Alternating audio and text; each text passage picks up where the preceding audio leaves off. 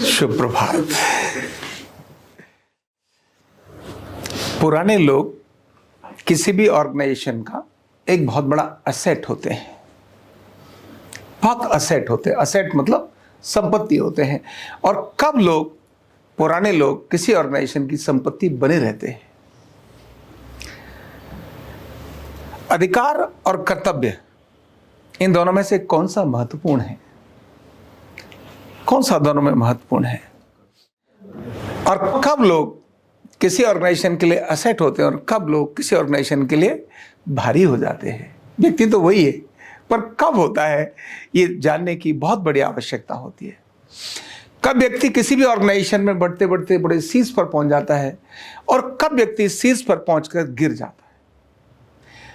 अगर इसका बेसिक अंतर देखें तो सिर्फ एक ही चीज नजर आती है, और वो है एक अधिकार और दूसरा कर्तव्य। जब किसी ऑर्गेनाइजेशन में पहले दिन व्यक्ति आता है, हम में से किसी भी कोई व्यक्ति भी पहले दिन आता है, तो अभी वो ऑर्गेनाइजेशन के बारे में बहुत कुछ जानता नहीं, और वो यही सोच कर आता है मुझे करना क्या है, यानी मेरा कर्तव्य क्या है, वो ये चीज ध्यान में रखता है।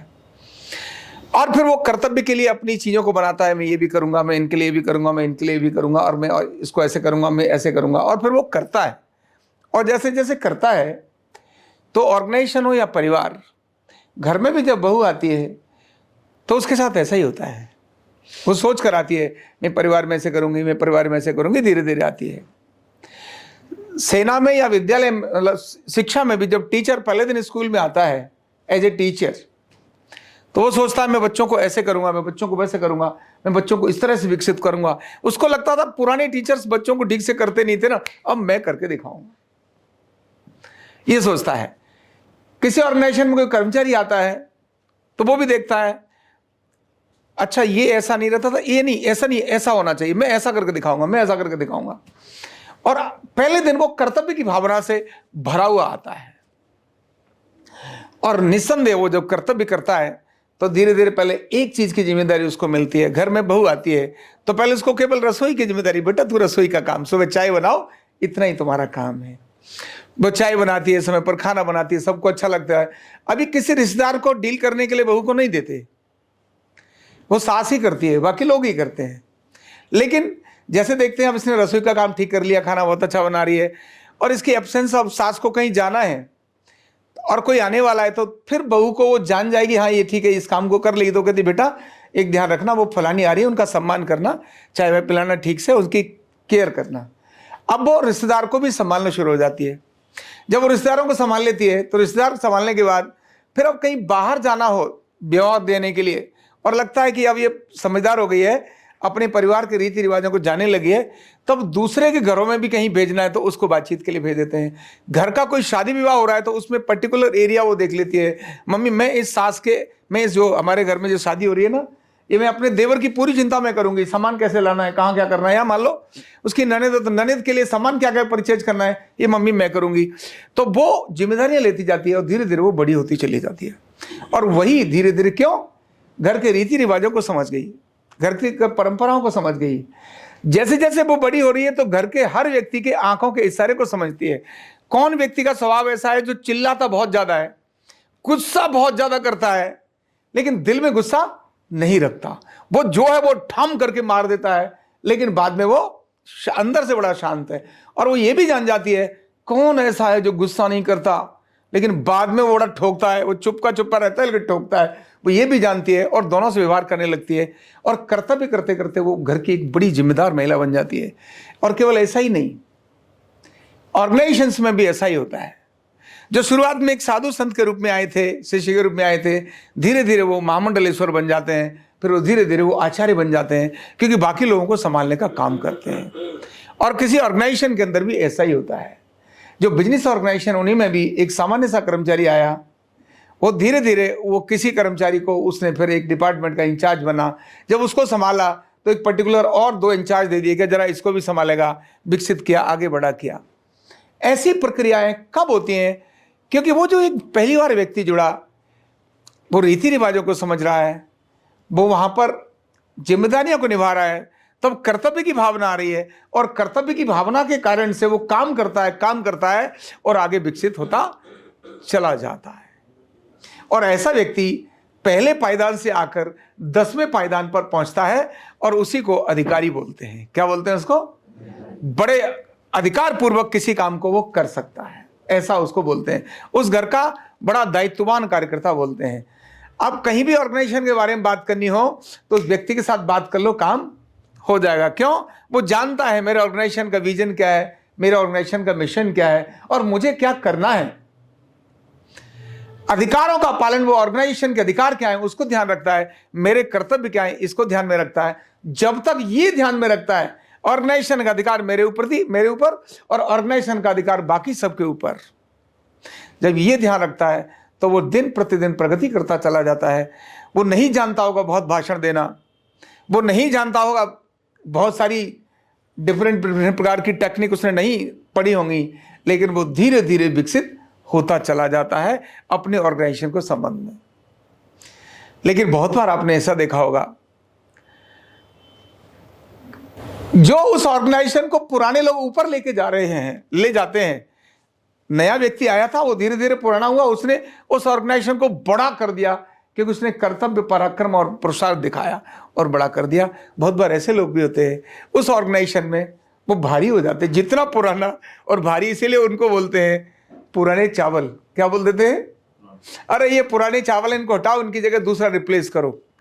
नॉर्मल लोग क्यों ऐसा होता है कि एक व्यक्ति जो पुराना था, मेहनत कर रहा था, करके आया था, उसको ये बोलकर कि ये अब समस्याएं पैदा करता है। विद्यालयों में ऐसा होता है, एक या दो टीचर जो पुराना हो गया है वो प्रिंसिपल की भी नाक में दम लगा के रखता है, और प्रिंसिपल को पता है भाई इसको एक केवल चाय पिला दो, एक जगह बिठा दो, निकाल नहीं सकते हो। सफाई कर्मचारी भी, मैं गया एक स्कूल में जम्मू कश्मीर के अंदर, वहां 3 लोग बेंच पर बैठे और चाय पी रहे, सुबह का समय, प्रेयर तो अभी खत्म हुई थी, मेरी प्रेयर में स्पीच थी, मैंने जाकर देखा वो 3 लोग चाय पी रहे।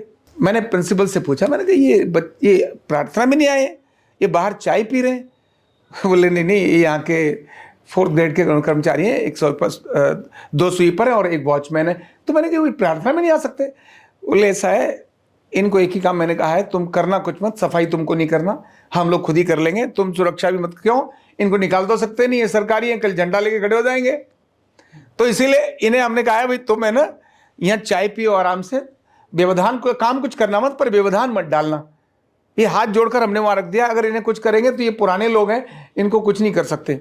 निकालने का तरीका वो देख रहे होते हैं कि इनको कैसा मौका पड़े तो किक मारे और आउट भाग जाए। कौन बोलिए? प्रिंसिपल। क्योंकि वो पुराना व्यक्ति आकर के उसने सुरक्षित करके वहां रख दिया, समस्या का कारण बन गया। कब ऐसा होता है कि पुराना व्यक्ति विकसित करने की जगह पर डाउन करने का काम शुरू कर देता है, तो उसमें एक बड़ा मैंने अंतर देखा, मैं अपने लाइफ के अनुभव से बता रहा हूं। मैंने हजारों संस्थानों को देखा है, जब वो कर्मचारी कर्तव्य भावना से काम करता है जिंदगी भर, तब उसको वो सब मिलता है जो वो सोचकर भी आया नहीं था। उसने नहीं सोचा था कि मुझे सब कुछ मिलेगा। जब उसके मन में अधिकार की भावना जागृत हो जाती है, थोड़े दिन काम करते करते उसको लगता है, बहू को भी लगता है, ले आजकल सास मेरी बातें नहीं सुनती है, उसको जाके मेरे बारे में बोल रही थी, ये क्या मतलब बनता है? तो अधिकार की भावना रखता है, साथ में ईगो पर लेना शुरू कर देता है। कहां लेना शुरू कर देता है? ईगो पर, अपने अहम पर लेना शुरू कर देता है। जैसे ही उसको लगा ये मुझसे भी पूछा जाना चाहिए था, बस इसके बाद अच्छा देखता हूं। और वहां 2 प्रकार के लोग मिलते हैं, एक मिलते हैं पॉलिटिकल टाइप और एक मिलते हैं गैर non political type. Political type क्या करता है? वो खुद कुछ नहीं करेगा, पर सब कुछ करा देगा दूसरों से करा देगा, तूफान मचा देगा, खुद नहीं करेगा कुछ, यानी। और वो जानता है, दिखाएगा सबको मैं ही कर रहा हूं, लेकिन करके कुछ नहीं देगा। जहां कहीं बातचीत करनी हो तो बड़ी बड़ी बातें मार देगा, ये होना चाहिए, वो होना चाहिए, दूर की चीज दिखा देगा, करेगा कुछ नहीं। अब उसको सबको टैकल करना भी आ गया है, माना टैकल करना भी आ गया ऐसे व्यक्ति को, किससे कैसा व्यवहार करना है ये भी। क्यों? लेकिन क्योंकि उसको अपने अधिकार पर आ गया, मेरा अधिकार है। वो सोचता है इसका फायदा, और चाल चलता है, इसका फायदा होगा, मैं ऐसा मालिक को बताऊं कि इसका फायदा हो तो स्वाभाविक ही मेरा ही फायदा हो जाए। इसको कभी तेरी तनख्वाह बढ़नी चाहिए, तू जरा बात कर लेना। क्यों? जब इसकी बढ़ेगी तो ऑटोमेटिकली मैं पुराना हूं, मेरी बढ़ेगी बढ़ेगी, तो खुद न करके दूसरों से चलाना शुरू करता है। और सच कभी छुपता नहीं, सच कभी, और सब जान जाते हैं उसके बारे में कि ये व्यक्ति कैसा है। एक कर्तव्यवान व्यक्ति, उसके ऊपर अनेक सारे लोग दोषारोपण क्यों न करते हों, अनेक बार रोएगा, अनेक बार दुखी होगा, लेकिन अपने कर्तव्य से डिगेगा नहीं। वो व्यक्ति उस ऑर्गेनाइजेशन का असेट है और एक दिन वो उच्च स्थान पर स्थापित हो ही जाएगा। और एक व्यक्ति वो जो बोलता नहीं, इधर उधर की चीजें चलता है, कर्तव्य नहीं, अधिकारों की बात करता है, यूनियनबाजी करता है, कुछ और करता है, थोड़े समय के बाद उसने नीचे जाना ही होगा, उसको कोई रोक सकता नहीं। तो पुराने और नए लोग कब किसी ऑर्गेनाइजेशन का सेट होते हैं? वो लोग जो अधिकार नहीं, कर्तव्य का पालन करते हैं। मेरा कर्तव्य ऑर्गेनाइजेशन के लिए क्या है और मैं वो क्या कर रहा हूं, सिर्फ कर्तव्य और ईगो, अहंकार नहीं, स्वीकार करना, सहज करना, एक्सेप्ट करना और आगे बढ़ना। कोई भी ऑर्गेनाइजेशन किसी को सिखाने में कितनी मेहनत लगाता है, कितना खर्चा करता है, कितना समय लगाता है, कितना पैसा लगाता है, कितने नुकसान झेलता है, उस व्यक्ति के द्वारा होने वाली कमियों को कितना झेलता है, उसके बाद उसको ट्रेंड करके आगे बढ़ाता है। और फिर व्यक्ति वो ये कह दे कि मैं ही हूं सबसे बड़ा, तब समझना कि वो व्यक्ति बड़ा नहीं है, अब वो व्यक्ति डाउन होने वाला है। और वो व्यक्ति ये समझे कि देखो आज मैं आया वहां था, आज एक ऑर्गेनाइजेशन के कारण मैं यहां पर आया हूं, कितना मेरे गर्व का विषय है, आज मैं कहां पहुंचा हूं, मेरे पास जो भी कुछ है मेरे ऑर्गेनाइजेशन के कारण है। जब वो थैंक्स की भावना रखता है तब अपने आप ही कर्तव्य की भावना आती है और वो व्यक्ति ऑर्गेनाइजेशन में बहुत सर्वोच्च स्थान पर पहुंच जाता है। आज जैसे भी लोग मैंने अनेक ऑर्गेनाइजेशंस में देखे जो कर्तव्य की भावना और थैंक्स की भावना से रहे हैं, वो आज भी स्थान सर्वोच्च उनका है। और जो लोग अधिकार की भावना से और अहम को ठेस लेके जाने वाले लोगों मैंने देखा, चाहे पॉलिटिकल हो, चाहे कॉमर्शियल ऑर्गेनाइजेशन हो, चाहे धार्मिक ऑर्गेनाइजेशन हो, धार्मिक ऑर्गेनाइजेशन में भी जहां सब कुछ छोड़कर व्यक्ति आया हुआ होता है, वो कहता है मेरा तो सब, मेरा कुछ नहीं, तुम्हारा ही है। ऐसे भी ऑर्गेनाइजेशंस में शीर्ष पर पहुंचकर गिरते हुए लोगों को मैंने देखा है और उसका मैंने निचोड़ निकाल के देखा। किसी भी व्यक्ति को कर्तव्य की भावना से काम करते जाने से, कर्तव्य की भावना पर काम करना कि मुझे करना क्या है, बस यही, और हमेशा ग्रेटिट्यूड अर्पित करना अपने बड़ों को, अपने ऑर्गेनाइजेशन को, अपने घर को, मैं इनके कारण से बड़ा हुआ हूं। जब जब ये भावना रहेगी, और वो भी दिल से, जवान से नहीं, कहां से, दिल से। एक तरफ बोलना और एक है महसूस करना, अनुभव करना, मैं इनके कारण हूं।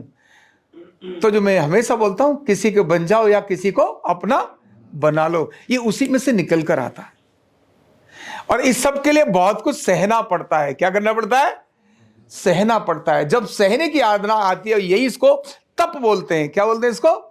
एक ऑर्गेनाइजेशन में रहकर समझा है, उसके रीति रिवाजों को समझा है, उसके मापदंडों को समझा है, उसके लोगों की आदतों को समझा है, और उसके हिसाब से वो आगे अपने कर्तव्य पर काम करता है। वो ऑर्गेनाइजेशन का हमेशा हीरा बना रहता है, और एक की नहीं, हजारों लोगों की। और ऐसे व्यक्ति को कोई दूसरा व्यक्ति कील ठोक नहीं सकता। उसके दिमाग में कोई दूसरा व्यक्ति जो पॉलिटिकल चाल चलता है, वो उसके दिमाग को खराब कर नहीं सकता। और अगर किसी ने किया भी और उसको समझाने की नौबत आई, तो वो जल्दी समझ भी जाता है। तो कर्तव्य की भावना से काम करने वाले लोगों को पुराने चावल नहीं बोला जाता। अधिकार की भावना से ईगो पर लेने वाले लोगों को पुराने चावल के रूप में ऐसा शब्द बोलते हैं। ठीक नहीं है, लेकिन तो भी हमेशा अगर आपको बढ़ना है तो अधिकार नहीं, किस पर फोकस करना है? कर्तव्य पर फोकस करना है। कि लड़ाई हमेशा अधिकारों की होती है, कर्तव्य की लड़ाई कभी भी नहीं होती है। कर्तव्य की लड़ाई होती है तो आपस में प्रेम पैदा करती है। होती है कर्तव्य की लड़ाई, दो लड़ रहे हैं आपस में, नहीं नहीं ये काम मैं करूंगा, तुम कैसे कर सकते हो। जैसे वो गुरु के दोनों शिष्य थे ना, दो शिष्यों में से मरने के लिए लड़ रहे वो दोनों एक आपस में। वो छोटा है, अब वो दीवार जब चीनी जा रही थी तो चीनी जाते समय बड़े की आंखों में आंसू आए, तो छोटा बोला, वो छोटा कहता है क्यों डर गया तू, मुझे तो बहुत खराब लग रहा है।